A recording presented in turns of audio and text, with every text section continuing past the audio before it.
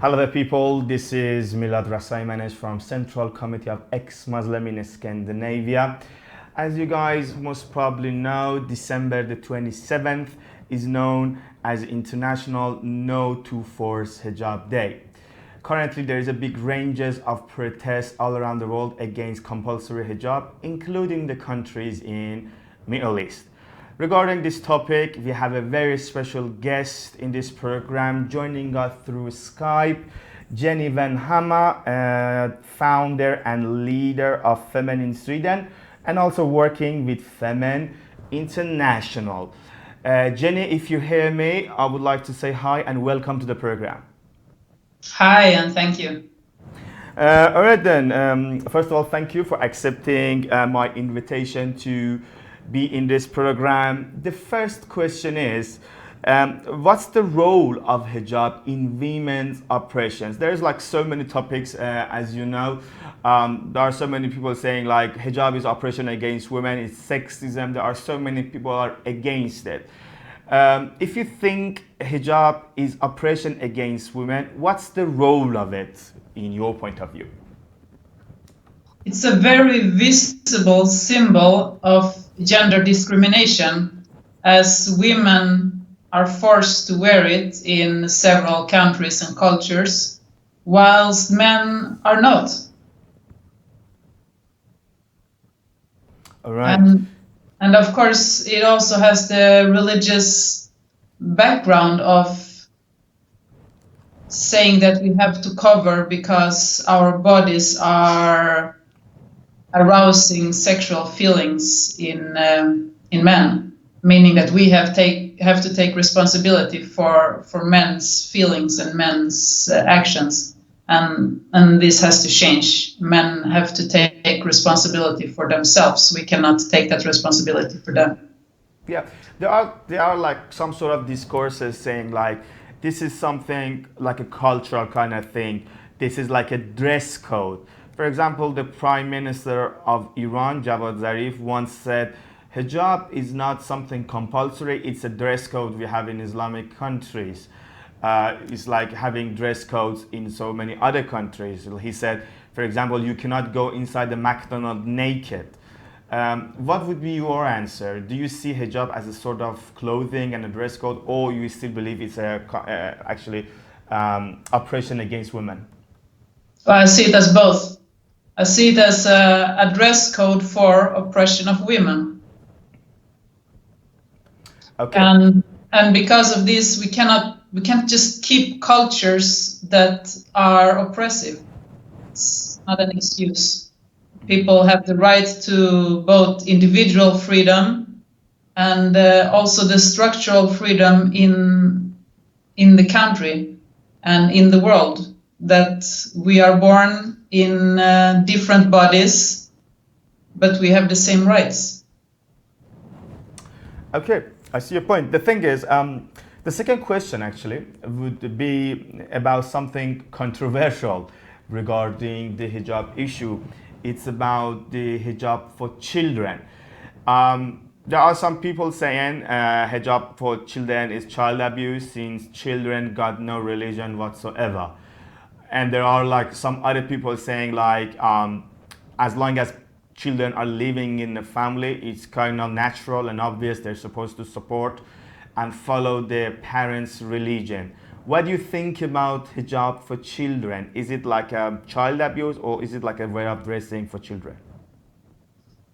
Again, you have to see that religion and culture can be oppressive, but there can also be freedom, which means that as long as there is freedom to choose what you wear, this freedom applies not only to grown-ups, it applies also to children.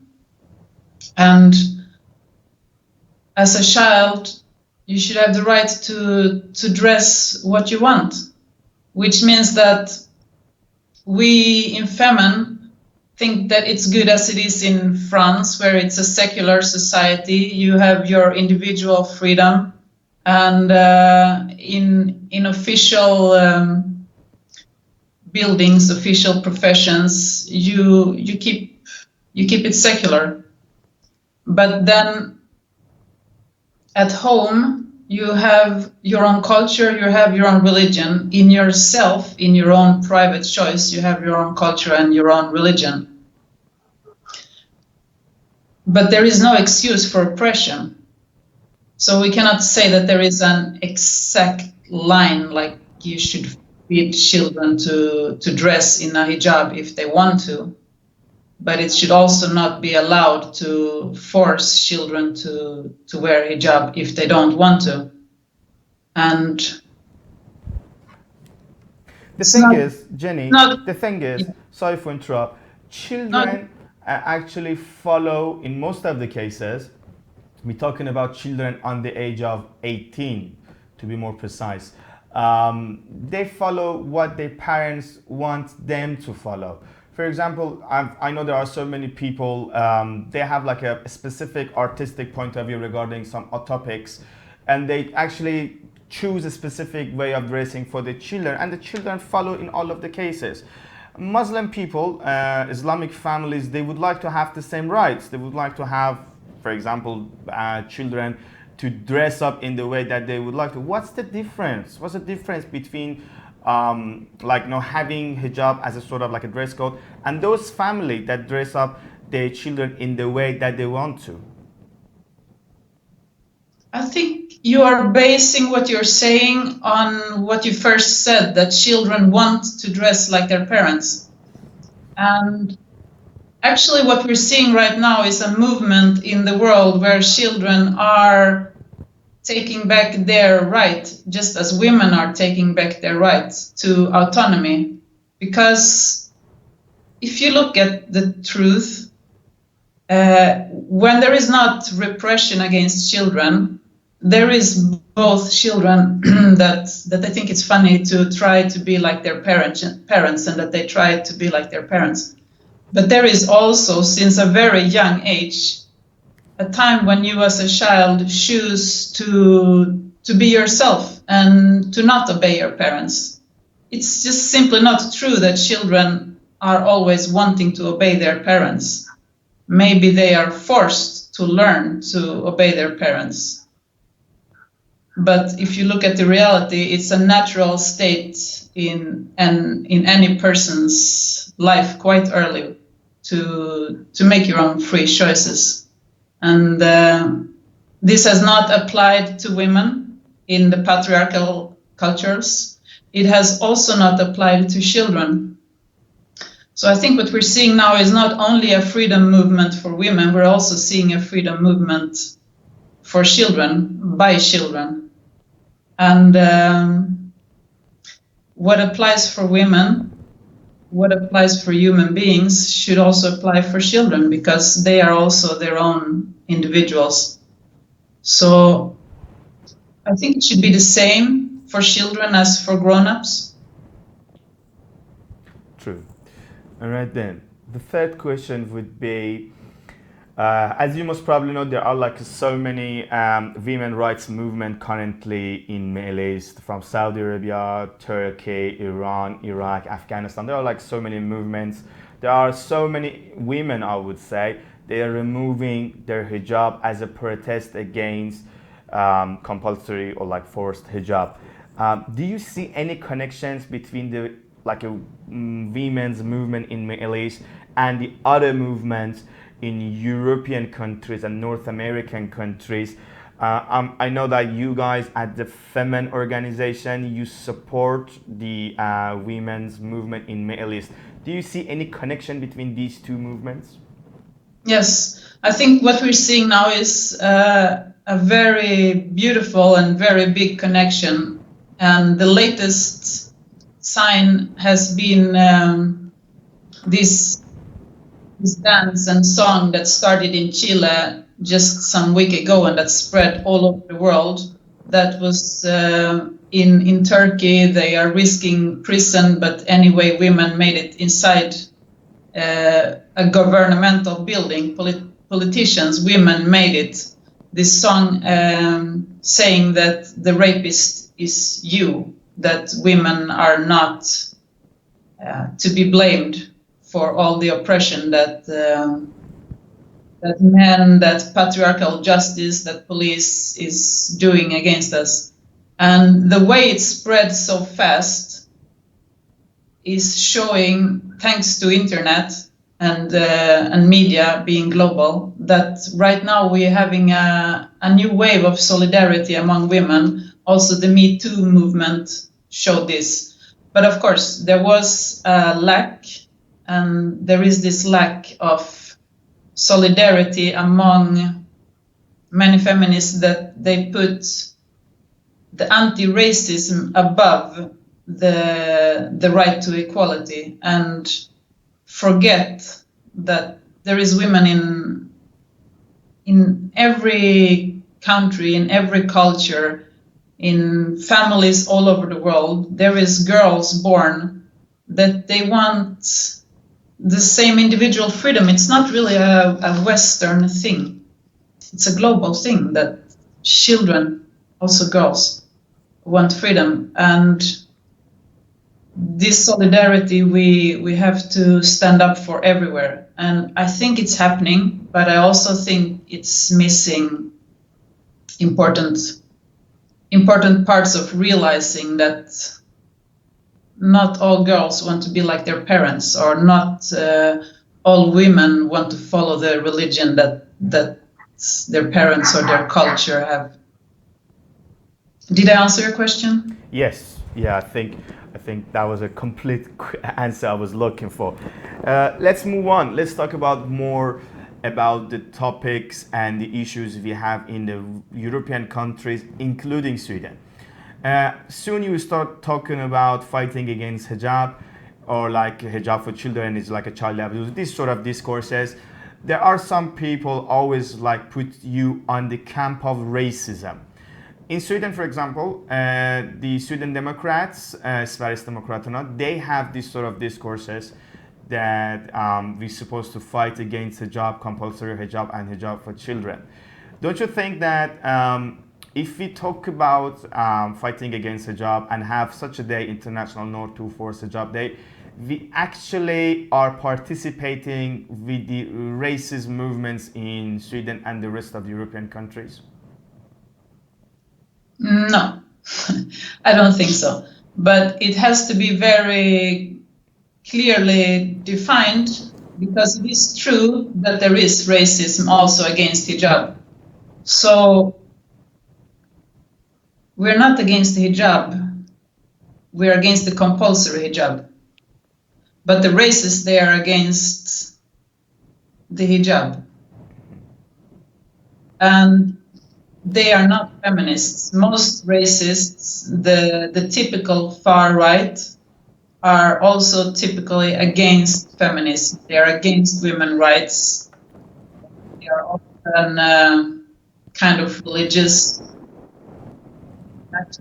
with their cultures. It's often a full packet, and that package, they pretend to care about feminism, but that's not what they're showing. Like the Swedish Democrats that you mentioned, for example, they're trying to show a polished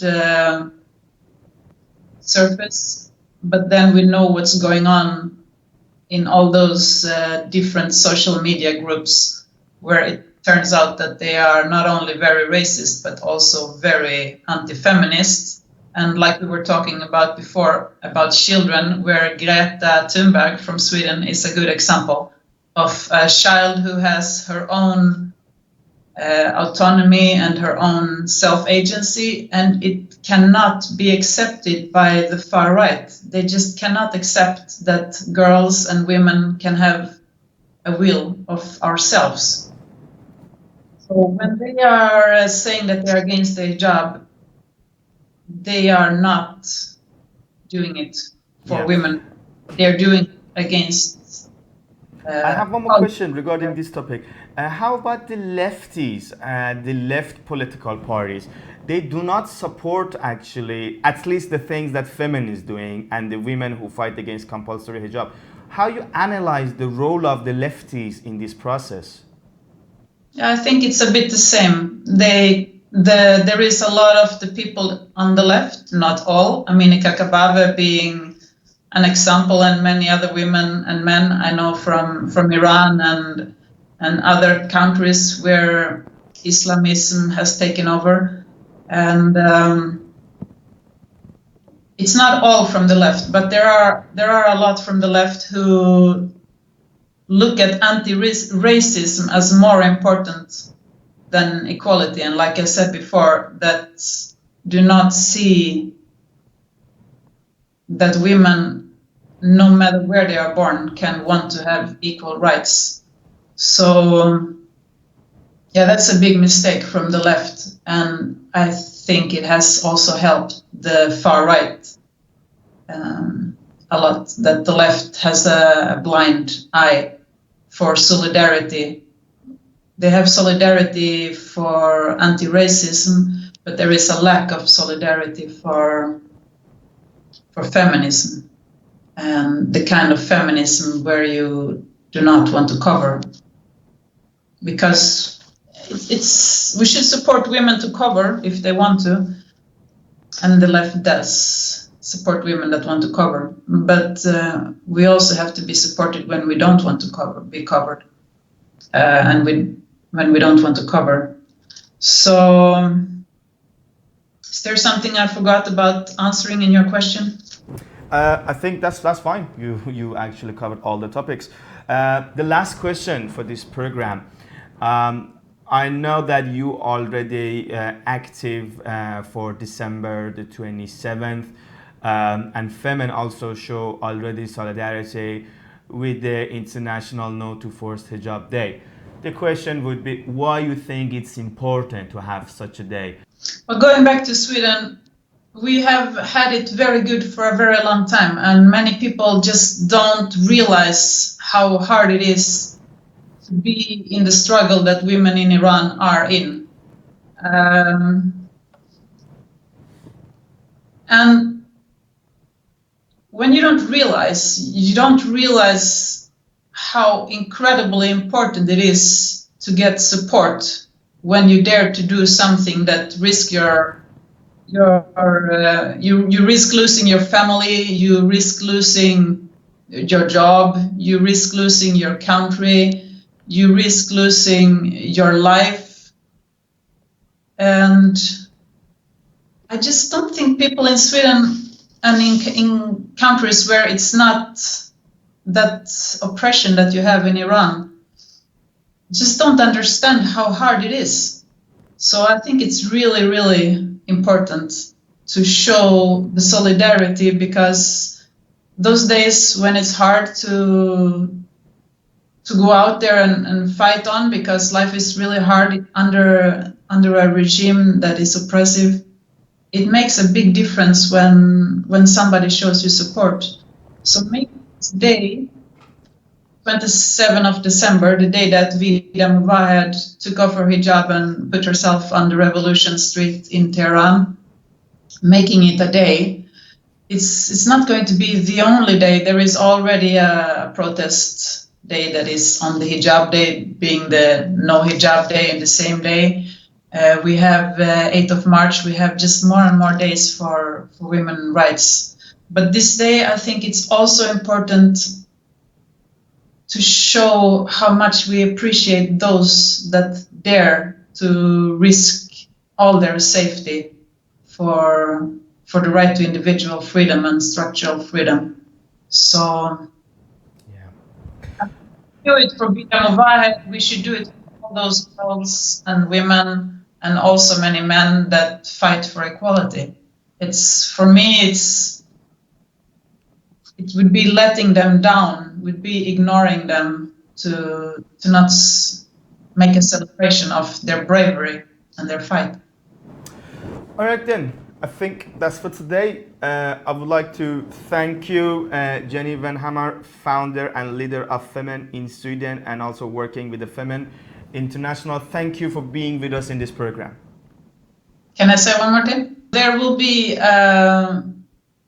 a Facebook page, Instagram page, Twitter page, YouTube channel, and a website called No Compulsory Hijab Day for everybody to send in their photos, their films, and to share the information.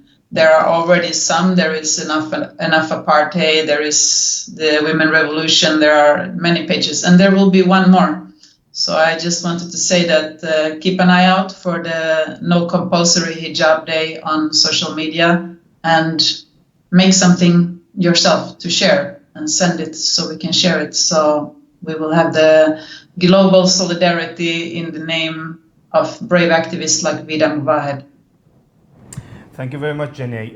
The link would be attached with this program, so the audiences could easily find the links for the pages that you mentioned. Thank you very much for being with us in this program. Thanks. Thank you for following us.